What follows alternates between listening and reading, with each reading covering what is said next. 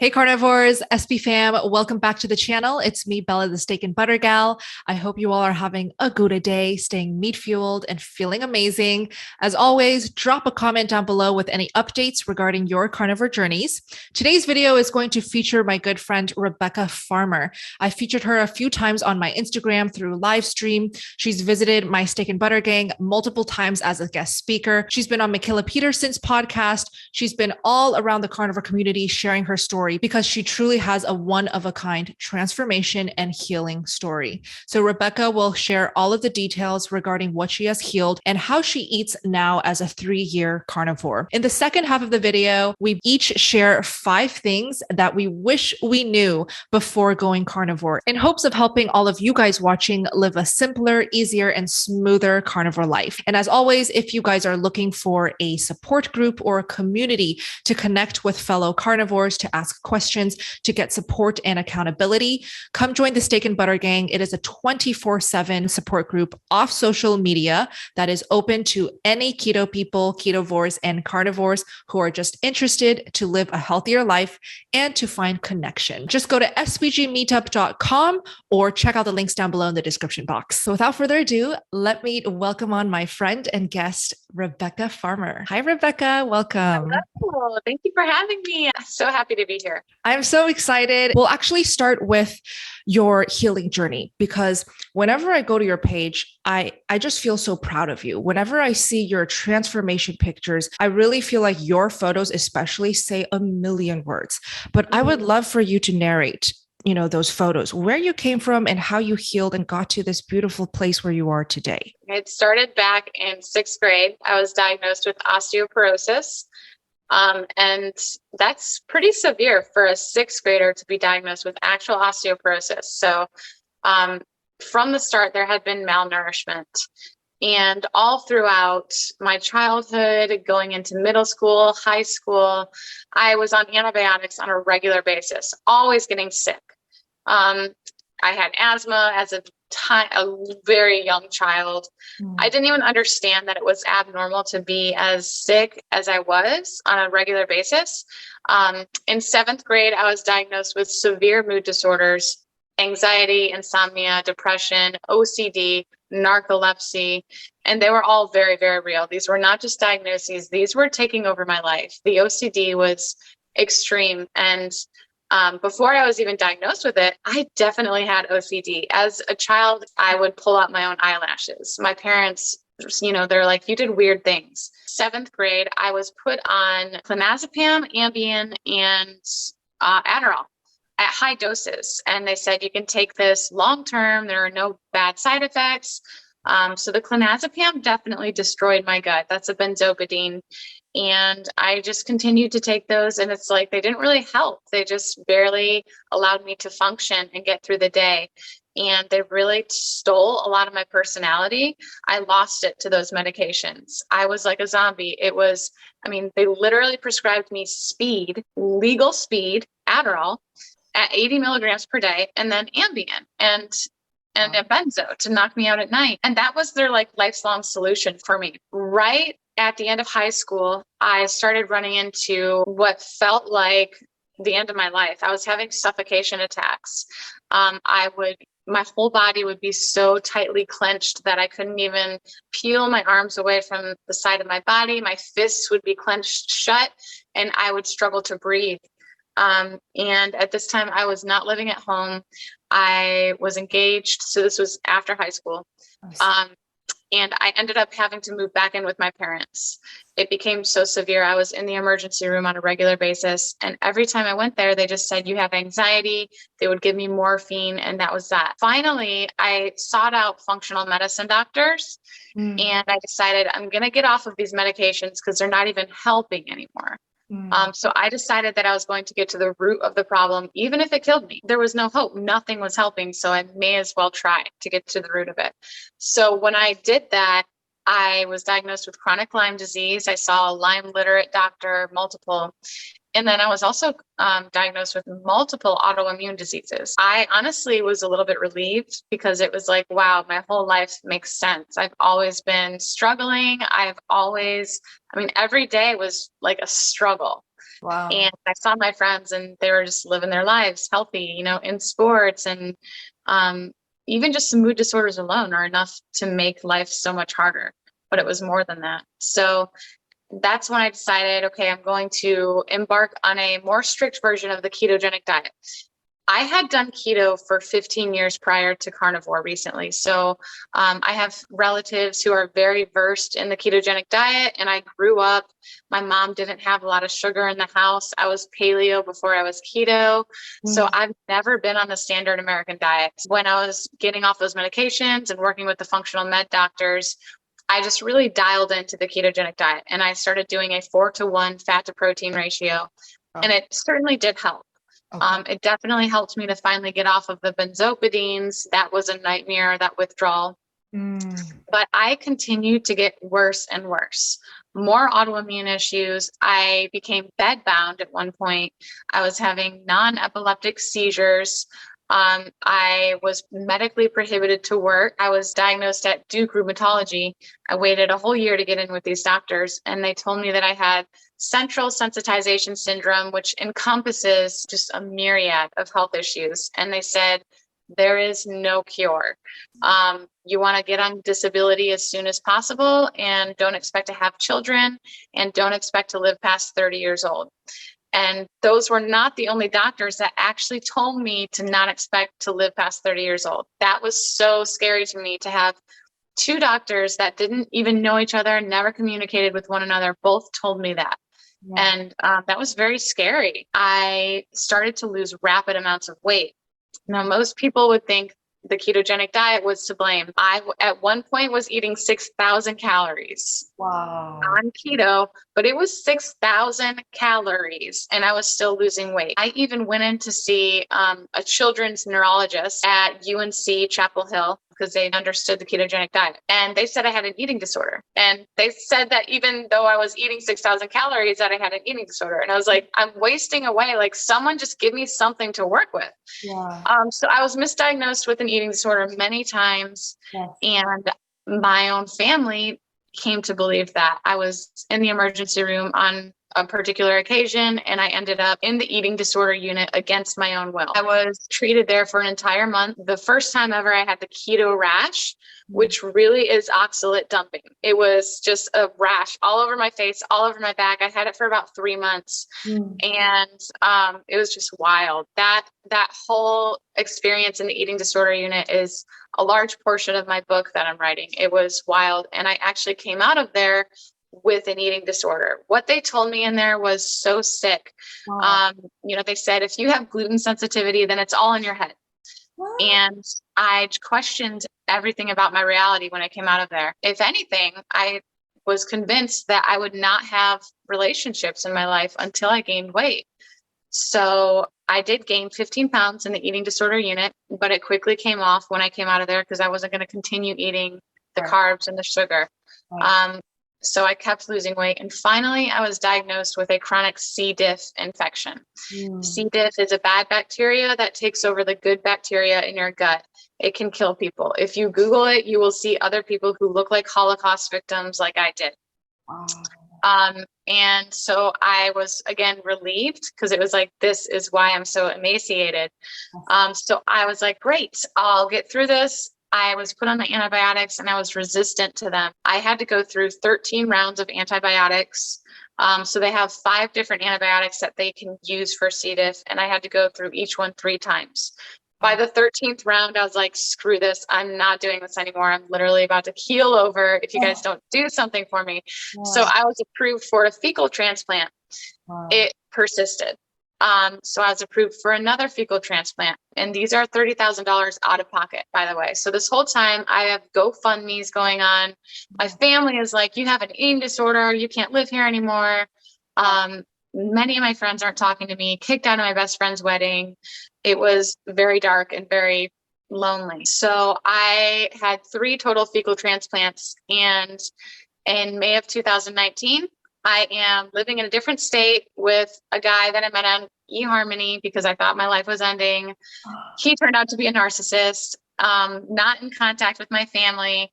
and I'm in my third consecutive emergency room back to back because my electrolytes were not stable. Happened all the time.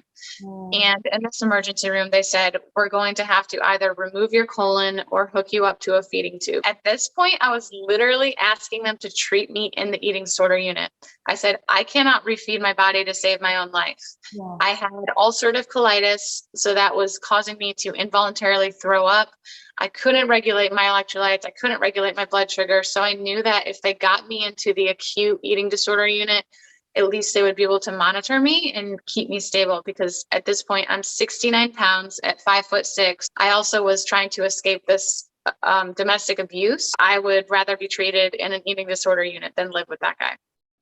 So in that emergency room is when I finally switched to carnivore in a way that changed me forever. So I had heard of carnivore 2 years prior to this from Danny Vega. And he said, look, this carnivore diet works for people with autoimmune issues. But at that time, I was so unwilling to give up my baby spinach, my avocados, all my keto foods. Yep. And I was doing all of the high oxalate superfoods, avocado, baby spinach, turmeric, black pepper, cinnamon, all of it. And when I did try carnivore, I was under the understanding that it had to be strict beef, salt, and water. And so that's what I tried. And every time I tried that, I felt worse. My symptoms felt worse. And then I would crash because it was very restrictive for me. For someone who's already trying to gain weight and was being accused of having an eating disorder, I could not mentally bear that, because it was like, this feels like an eating disorder. I spoke with the dietitian and I said, look, you've got to let me eat only meat. They're literally about to hook me up to a feeding tube that day. Okay. And so she got me in touch with the chef in the kitchen at the hospital, and they started sending up multiple entrees of meat, hard-boiled eggs, and butter to my room. Wow. I was being held in isolation because of the C-Diff, so I could hoard things and keep it away from the doctors. They didn't know what I was doing. I was literally throwing away the trays of carbs and crap they were sending and hoarding this meat and eggs and butter in my room. Wow. I was hiding it in the cabinet. I mean, it was wild. Almost immediately, the ulcerative colitis stopped. So I stopped involuntarily throwing up. Wow. My blood sugars stabilized, and they were going anywhere from 30 to 140, like all the time. I was getting glucagon shots. It was a mess. So blood sugars stabilized, electrolytes stabilized, and I gained 4 pounds in that emergency room in 1 week. They actually brought a scale in there and they're like, this girl gained weight. What did you do? And so the dietitian told the doctor what I did, and the doctor told me, go home and continue your weird all meat diet. And that's what I did. So that's my story. And I gained 65 healthy pounds in 1 year from May 2019. I actually got up there, like 155 was my highest, and that was pushing it for me. Even my chiropractor was like, you can slow down now. But that's what I needed. As you know, sometimes we have to gain a little bit extra until we level out. I reversed every single diagnosis with labs to confirm. So I've reversed chronic Lyme disease, reversed the C-Diff, reversed hypothyroidism, reversed over 10 autoimmune disorders with labs to confirm. And I am truly thriving more than I have in my whole life. I have no mood disorders. I sleep like a baby. It's a better life than I could have ever imagined. And it's all because I was really convicted in that emergency room that I had to give up and surrender the whole keto thing, because it had turned into an eating disorder. It truly did manifest into an eating disorder. I was trusting the ketogenic diet more than God. I am a person of faith, but up until this May of 2019, I never fully surrendered. And I wanted to have that sense of control. And keto was the only thing I had ever known that actually made a difference. Yep. And I was so afraid. I was so afraid to give that up. And then just the hyperpalatability of all the keto treats and things, I would make excuses for myself to say that it's okay to binge on these foods because I need to gain weight. I literally needed to gain weight to save my life. But the behavior became reckless and unhealthy. I would stay up until the morning, 10 p.m. to 5 a.m., eating as much food, healthy, no seed oils, ketogenic, but literally eating as much as I could without getting sick while keeping it down. Because again, I didn't think I would be able to have relationships in my life until I gained weight. And I didn't know how to do that. I didn't want to go back to the eating disorder unit. So it did manifest into a binge eating disorder. Not like you would imagine. It wasn't like impulsive or irrational. It wasn't messy. It was very strategic, very organized. I would lay out towels on my couch so I didn't get crumbs anywhere. Like I was so like prepped and just desperate to gain weight. But again, I turned the ketogenic diet, which can help so many people, into something. It turned into an idol. Wow. And so that's why I really felt like God twisted my arm in the emergency room. And he said, if you want to get better, you're going to have to throw all of this stuff out the window, because it's all, I was just so in it. I just needed that sense of control, and it was really hurting me, all of these foods. And I had no idea. Firstly, I just want to like give a huge round of applause to Rebekah because what she has been through.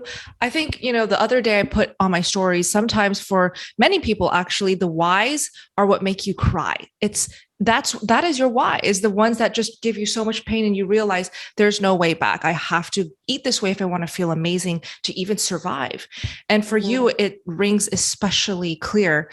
When you say the ketogenic diet turned into an eating disorder and became unhealthy and toxic for you, could it possibly have been your obsession with the macros or the addition of sweetened things, plant things, processed, all of it? Okay. I was tracking my glucose and ketones every day. So if I saw my blood sugar go up above 80, I'd be like, oh crap, my ketones must be going down. I was bedbound at one point, and having high ketones is the only thing that got me out of bed.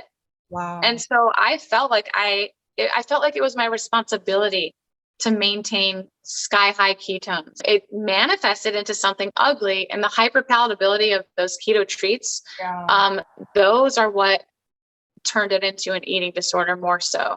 The tracking is more so, I'm just a data nerd. It wasn't really ruling me. Okay. It was the fact that I knew I had to gain weight, and I'm a pretty good cook. Yeah. So I set myself up for addiction. I set myself up with that, with the hyperpalatability. Wow. Coconut manna was my first binge food. That stuff is dangerous, and I won't touch it. It's like crack, because I wanted to eat the whole jar. And that's the first instance where I was like, whoa, my relationship with food is getting a little bit toxic. At the time, those were the only options I saw, because I kept trying just beef, salt, and water, and I couldn't do it to save my life. I just kept breaking. Yeah. And I didn't know what was wrong with me. So yeah. So I would love to dive into the beginning of your carnivore life. So you said at one point you ate up to 6,000 calories a day. So how did that translate as a carnivore? Were you still able to eat that much food? I didn't have to. Carnivore changed everything. I put away my glucometer when I started carnivore.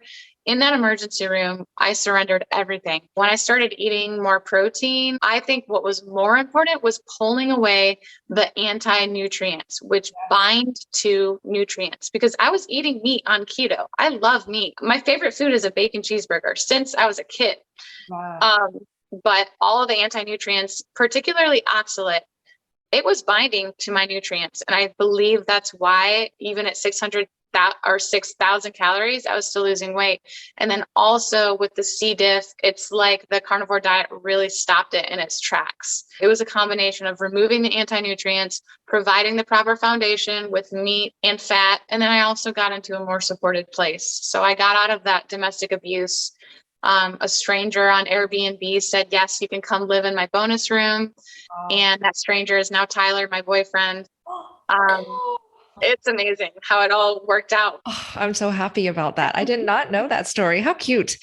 So when I first went carnivore, I had just a few autoimmune issues, mostly skin related, that I really wanted to heal. The biggest red flag for me that made me turn to carnivore was amenorrhea. So I had no cycle. I'm assuming at a weight that low, you also did not have a cycle. So I would love to talk about the female hormone aspect. I actually saw my cycle come back within 2 months. And I credit that to me also letting go of the scale, the tracking, that obsession with the numbers, and just eating. So how about you with your female hormones and the cycles? How did that unravel? So for me, after being in the eating disorder unit, I did learn in there that refeeding is actually a finicky process. There would be days where we would be just sweating bullets because they put us at a caloric surplus and our bodies weren't even able to like uptake the nutrients. And we would walk around with our pant legs rolled up. And so I knew how to kind of balance that. And I did track macros, but loosely when I started carnivore, because I knew that I needed at least 1 gram of protein per pound of body weight. And I wanted to maintain metabolic flexibility. I knew I was running in fight or flight mode. I wanted to keep the fat higher, but I also did not restrict at all. I got my period back after about 6 months. Your story, you're like at the top of people who went all in. Yeah. I saw the way you ate and I was like, this girl was not afraid. Some people are like, okay, I'm going to start eating butter by itself, but you were like all in. And I think the more us females are all in like that, the quicker you're going to get your hormones to heal. Yes. I did not go all in as much as you because I was 69 pounds. And so the nutrients were going to healing my internal organs before they even went on my hips. My body had to prioritize so many different things. And I was very well aware of that. I also was a little bit nervous I've had diverticulitis, I've had gastroparesis, the ulcerative colitis was a recent thing at the time. And I didn't want to cause myself to get sick and go backwards. So, I wanted to protect my digestion. So I was very conscientious and I always tried not to eat until I felt like I was going to fall over. It was also a manner of changing my behavior with food because I had just gone through all this binge eating. It didn't feel right to be eating for longer than an hour and a half. I would break it up. So I started with 2 meals a day. I did 16/8 intermittent fasting at 69 pounds. I gave my body just enough that it needed of the right support system, the right foods, and removed the interference. And that was all I needed. I got my period back after 6 months. Around the same time was when I reversed the chronic Lyme disease and the hypothyroidism. I would love to know, did supplements play a role along your journey, especially on carnivore? Because a lot of people who are so thin when they start out, they have issues with absorption with the nutrients. Did you need any? I did not. So I was adamant about not using supplements in the beginning because I was like, this is going to be such a powerful testimony if it works. It was. And so I said, I'm going to give this diet all that it's got. If these nutrients really are bioavailable, then I can get everything I need from meat and not these supplements. And I was also broke. So I did it without supplements in the beginning. I did end up dabbling in like the basics, HCl, hydrochloric acid, when I wanted to continue to scale up my protein. I was never on something like regularly. Currently, I use melatonin. I enjoy it, but I don't depend on it. And I can fall asleep within 2 minutes of hitting my head to the pillow without it. All right. And when you started, I'm guessing you kind of didn't exercise or do much workouts or strenuous activity. You kind of just let your body heal. So how long did it take for your energy to come back up, for your body to feel ready to work out? Yeah, great question. I'm going to back up a little bit before I answer that. Exercise has always been like therapy to me. Even when I was 69 pounds in the emergency room, I was doing body weight squats. And the doctor walked in one day and she's like, you're not helping yourself. And she was so right. I was in no place to be doing that. But it was like the only thing that gave me dopamine. I was so screwed up mentally, spiritually, physically, and I didn't get dopamine. So exercise was my dopamine. So when I started this healthy carnivore journey, I did body weight exercises. So I'm talking slow, like yoga movements, Pilates, just practicing engaging my core.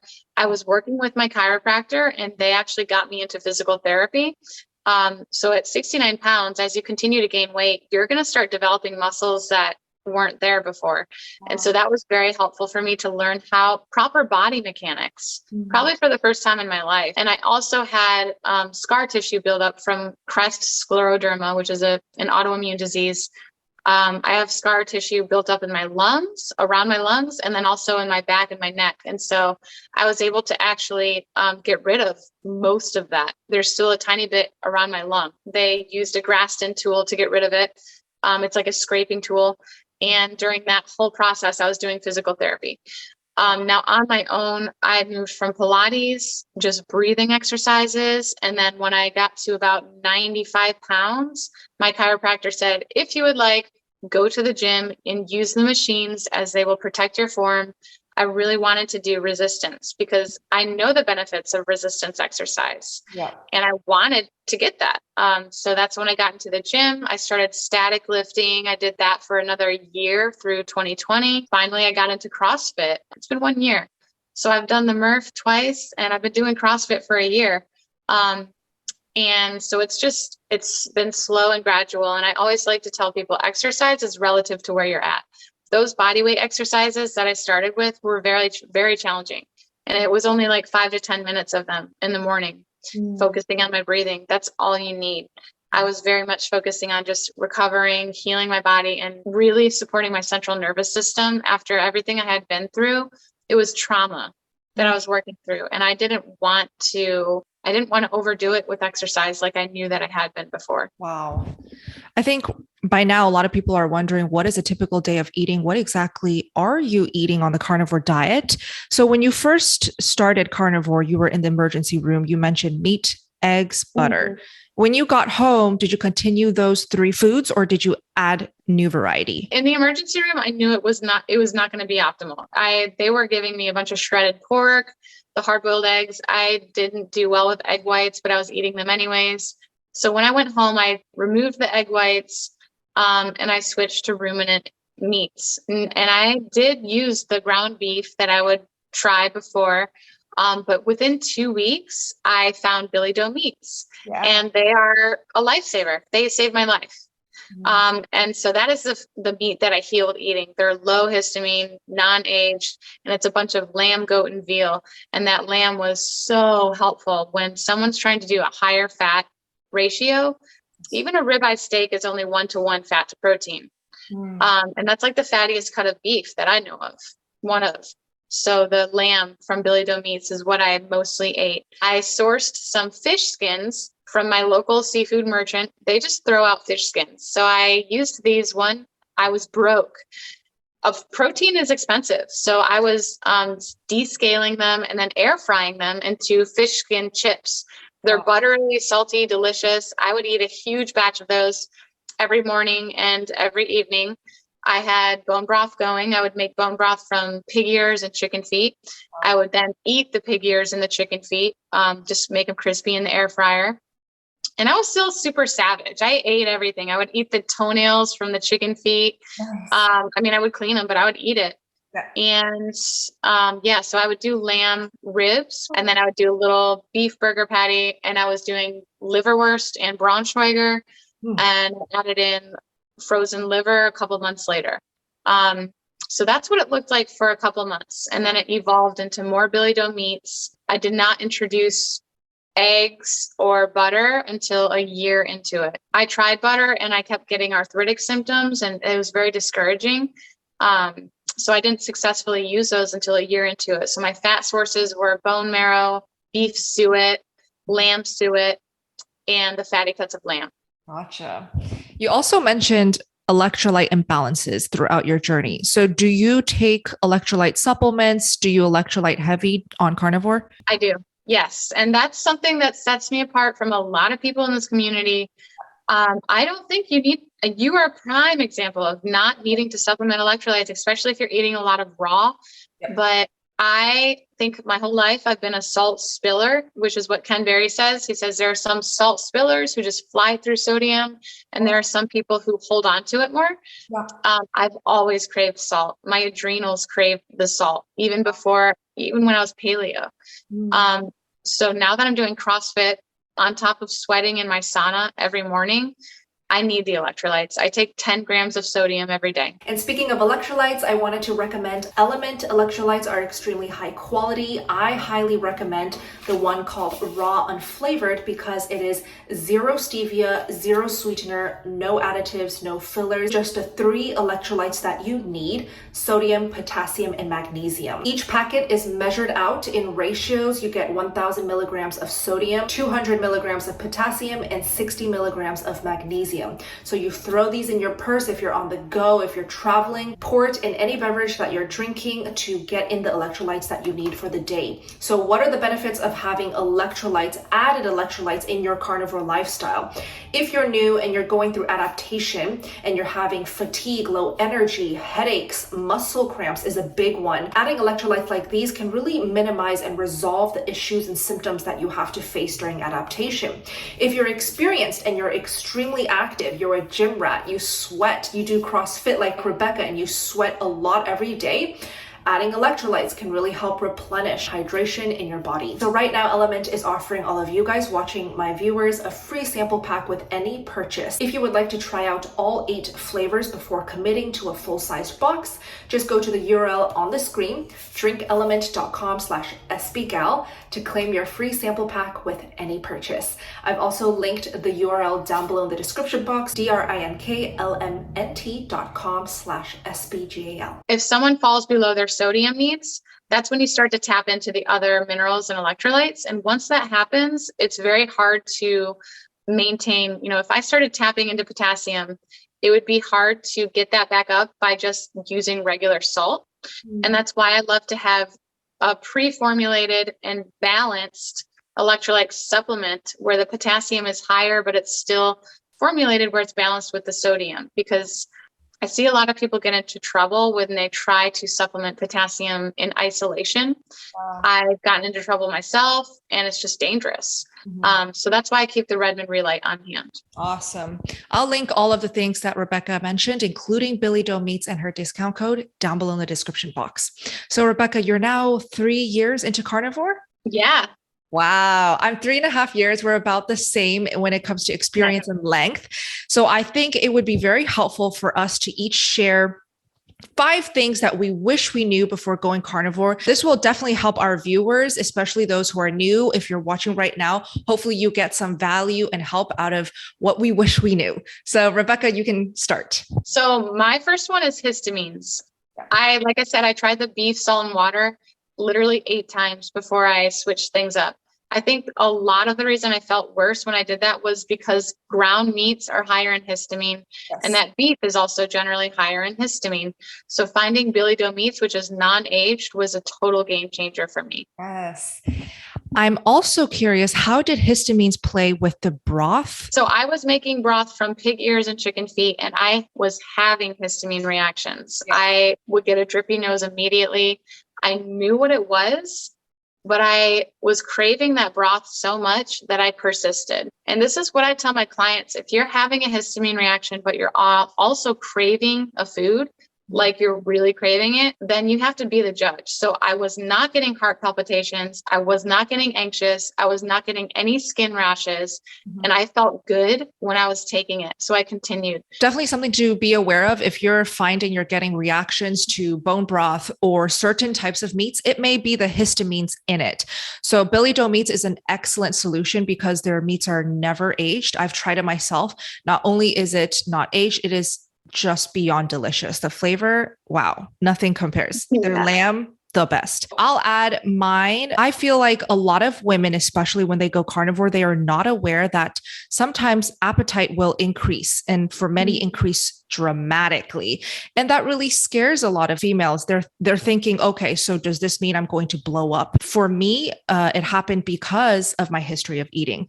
I think there is quite a correlation between if you had a history of restriction, of bad dieting, of yo-yo dieting, and the vegan diet. If you had a history of any of those, you will most likely feel an increase in appetite. My best words of advice for if you're feeling that is to just don't be afraid of it. Just eat more. Simply eat more meat, eat more fat, whatever it is that you find delicious on carnivore.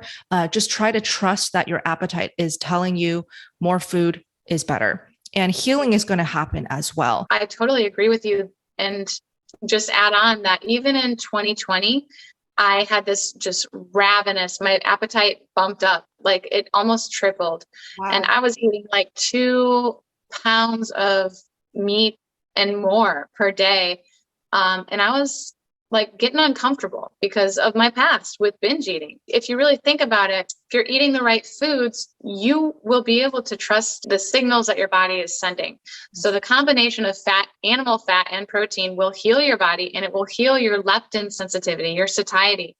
So it's not scary like eating carbs when you're just a bottomless pit and you're hijacking your hunger signals. You can trust that your body will tell you to stop when you need to stop. Yes. And that's what's so protective about the carnivore diet is when you're refeeding and you're healing, you can trust that hunger. Even if it looks like you're eating a ton of food, even if you really are, you can trust your body to tell you when to stop. And that's just freedom. Fantastic. So my second one is kind of playing off of the whole Billy Doe Meats thing. It was variety. When I first thought of carnivore, all I could think of was like burgers, steak, eggs, dairy, if I could tolerate it. But Billy Doe Meats has the lamb bacon. They have boneless lamb sirloin. They have lamb ribs. They have organs. I eat organs for variety. I eat organs. I eat bones. I eat everything but the hair. And the main reason is variety. If you look at my meals on Instagram, my whole plate is, I have like 8 or 9 different things. Takes less than 10 minutes to make. And it's super nutrient dense. And it's so much better to me than just eating beef and eggs every day. I need that variety. Yes. I do, for this to be sustainable. And so that was something that I wish I had been more open to from the get-go. The next thing for me, I would say not all fats are created equal. And what I mean by that is some fats will really send you to the toilet with runny stools or diarrhea, especially rendered, melted, cooked fats. I try to say this as much as I can on my channel because I really struggled with this in the beginning because I had no idea. I would drink that golden liquid ground beef fat and immediately run to the toilet and wonder what is going on. I started experimenting with maybe pouring away that fat, letting it solidify. And that's when I started seeing changes in my stools. So I'm not saying like if you avoid the rendered fats, you will have zero diarrhea, but it definitely helps lessen. Yeah. My third one is the time that it takes to heal your gut. So when I went into carnivore, first of all, I was like, okay, I'm going to do this for 30 days and then I'll add back in my baby spinach. I actually did test that and my ankles were so swollen, I couldn't put on my shoes. So I was like, okay, I'm not going to do the spinach. I'm not going backwards. Yeah. But I was expecting to heal my gut sooner than it took. I think that it took 8 months to a whole year for me to truly heal and seal my gut. Wow. And everyone's going to start from a different place. So I see a lot of people and I work with a lot of people who are like, I just feel like I'm taking longer than anyone else that I see online. And, you know, can you give me some type of time frame? I can try, but I don't know. And all I know is that eating animal foods, animal fat, collagen, meat broth is all going to work in healing and sealing your gut. But it does take time because your body needs to prioritize other things. Like for me, I had to literally grow my internal organs. Like they were shrinking. And so I didn't really see results in areas that I wanted to for far longer than I expected. But it makes sense. And so that's my third thing is that it takes time. Fantastic. I would say sparkling water helped me in the beginning, but I didn't know that sparkling water is so great for nausea. There were moments where I ate so much because I couldn't help it. You know, my appetite was tripled, quadrupled. I was eating 4 to 5 pounds of meat a day when I first started. So I also experienced a lot of nausea because of the amount of fat I was eating as well. And something that really helped, I also didn't really want to take supplements. So I leaned on things that were either drinks or foods or tactics. Sparkling water chilled really helped with my nausea. So something that I wish I knew from the start, but I figured it out like a couple months in. But just putting it out there, if you're feeling nausea, you can try having some chilled sparkling water. I love that. When I first reintroduced eggs, I did get sick. This is before Tyler and I were dating, but we knew each other. All the grocery stores were closed and I was craving some cold sparkling water like crazy. I felt so sick. So I texted him and he's like, I'm literally about to get into bed and you're asking me if you can come over and take my LaCroix. I was like, yes. And he always makes fun of me for that, but it helped so much. I felt better in an instant. Yeah. That's so cool that you figured that out. My next one is that healing is not linear. So there are going to be days where you feel like you're going backwards. There were definitely days like that for me. but I would encourage anyone to really just take a step back and focus on where you were. As long as there's progressive movement forward, it shouldn't matter how long it takes. And it shouldn't matter that there are days where you won't feel optimal. There were days that I felt like I was having a fibromyalgia flare up. My energy would be bad. I would just be all in my head. But the one thing that never changed was that food was no longer an issue. When I sat down to eat my food, I was so grateful and so happy because it wasn't this binging, traumatic, scary event that it had been for years prior. I didn't have to worry about throwing up after I ate. I didn't have to worry about my blood sugar spiking sky high. Even if it was in the 90s or even 100 some mornings, that's not a big deal compared to it going up and down all day, every day. So that was the one thing that kept coming back to me. Is like, I have to keep this up because I can't do what I did before. And sure enough, time and consistency really does add up. But yeah, there are going to be days where you feel discouraged and you're comparing yourself to other people, and you just can't do that. There is no comparison game. It's about healing and the process. So beautifully said. Every time, Rebekah says something that she's learned from her journey, I can relate so much, but somehow I could never say it as well as she did. So it's just, I'm just listening. I'm really, truly just listening to what you say. And I always feel goosebumps or like, oh my gosh, that's literally me too. I feel that. Right. Yeah, we do. We definitely do connect on a deeper level when it comes to our healing, even though our stories are so very different, but what we learned always somehow, ends up on the same page. So I really, really love that. So cool. Yeah. So I'll add mine. I do wish that I wasn't so afraid of the fat in the beginning, for me, especially because I had some very strong sugar cravings. I was coming from a high carb, zero fat diet and plant-based. So I was eating a lot of high sugar foods, dried mangoes, dried fruits, so much sugar that coming, into a diet with zero sugar and carbs, I had a lot of cravings for those fruits. And what helped me so much was butter. Honestly, any fat, but I wish I could tell myself from day one, like, Bella, stock up on Kerrygold butter sticks, because it will really help you with the sugar cravings, with the healing, with the satiation, and with the energy. So if you're feeling those cravings strong, definitely play around with butter. I loved eating it either frozen like a bar. I loved eating it melted on top of all of my meats. I loved packing it, going to school and having it just cold. And it was just something that was so nourishing for me, and it helped turn off those voices. My last one is that labs are going to look different. So there's like a part one and part two. Part one is what we probably already know. If you're watching this, context is key. So you can expect your cholesterol to be not acceptable by your traditional medicine doctor. You can expect sometimes your T3 will look low, but your thyroid has actually become more efficient. So it doesn't need as much T3 hormone or thyroid hormone. So there are some contextual things that you really should be aware of and not freak out about. But even more so, there were things that came up for me that I was not expecting. And this occurred when I was doing my high protein experiment. It was the beginning of 2020. I was in a pretty stable place and I was like, I want to try this high protein because I was craving it. And so I did. I just bumped up my protein over 1 gram per pound of desired body weight. It was nothing insane. It was nothing crazy, but I had a check-in with my rheumatologist and my liver and kidney enzymes were elevated. And that's an alarming thing. It's like, I don't want to burden my kidney or liver, but my rheumatologist knew that I was doing this all meat diet. He knew me from before and after. So he was like, no, actually, I want you to keep doing what you're doing. And I want you to come back in 3 months. I did. I actually bumped up the protein even more.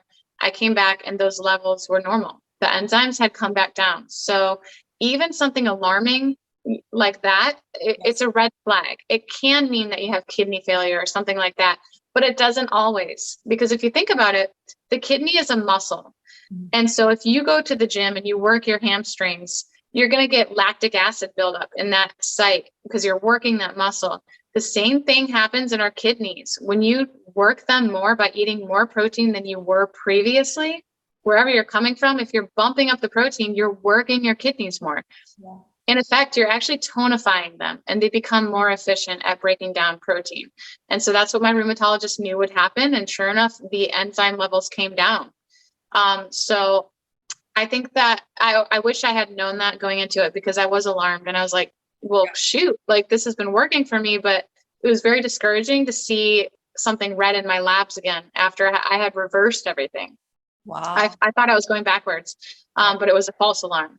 Yeah, I do see that a lot. Sometimes the results in the labs and the numbers are a little bit delayed after what you truly feel. Yeah. So like physically you Absolutely. feel like it's working, and then you look at the labs and it's kind of delayed and it doesn't really translate as what you're feeling.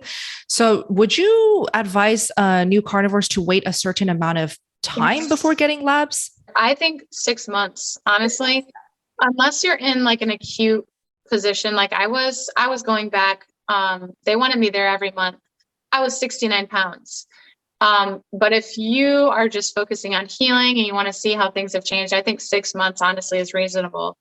I used to say 3 months, but now after working with so many people, like you said, there's a delay. Yeah. And your HbA1c is an average blood sugar over 3 months. So if you want to see any change in there, 3 months is the minimum. And insulin resistance and sensitivity, those things don't even show up on your glucometer until long after the fact. Yep. Women don't get their actual bleed week, their cycles, until long after the fact that you have been healing your hormone, your ovaries and your hormones and all that stuff. So I think 6 months, honestly, is a reasonable place to start. Awesome. And I'll wrap up with the last thing that I wish I knew is all of the social eating tricks that I know now. And just to save time, you guys can check out my Instagram, but you guys can also check out Rebekah's Instagram if you want awesome recipes, tips, amazing carnivore content, and if you want to connect with her. So I'm going to make sure to link Rebekah's handle on the screen right now, but also link it down below. I do want to ask you though, do you offer coaching? If somebody relates to your story and they want your direct help, do you offer coaching? Yes, I am a full-time life and health coach. I got the certification for life coaching because the two are so intimately intertwined. Yeah. It's never just about the food, ever. There's always more to it. And so I am full-time. Yes, I do one-on-one coaching. I offer unlimited coaching, which means I'm accessible to you in between calls. And that was something that I always wanted during my healing. So that's what I offer to others. Pretty much everything is at Tailored Keto Health. I have recently started my YouTube channel. It's nothing like Bella's, nothing like it, but it's there. And so I am, just trying to notify people of that, but I'm very active on Instagram. If you're looking for information or my day-to-day life, I post to Instagram almost every day. And then I'm on Facebook as well. And then also my retreats. I do a spring and fall carnivore retreat. Penberry and Nisha Berry will be at the fall retreat. That's also a good time if you're interested in coaching to really dip your toes in the water to see what I'm all about and to see if we're a good fit. All links and places to find and support Rebekah is linked down below in the description box. Rebekah, thank you so much for this conversation. I had so much fun. You're amazing. I appreciate you so much. Hey carnivores, thank you so much for watching to the very end. I hope you guys found this conversation with Rebekah to be valuable, helpful, and encouraging. I'll be inviting Rebekah back as a guest speaker in the Steak and Butter Gang. So if you don't want to miss her guest speaker Q&A live on Zoom, feel free to join the Steak and Butter Gang community at spgmeetup.com or click the link down below in the description box to join us.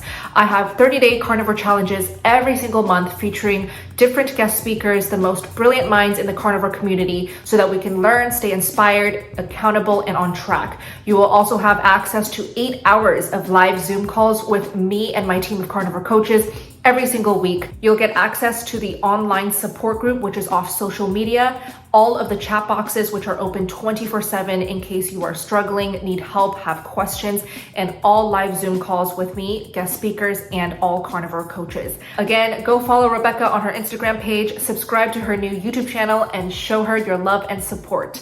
I'll see you guys in the next video. Have a good day.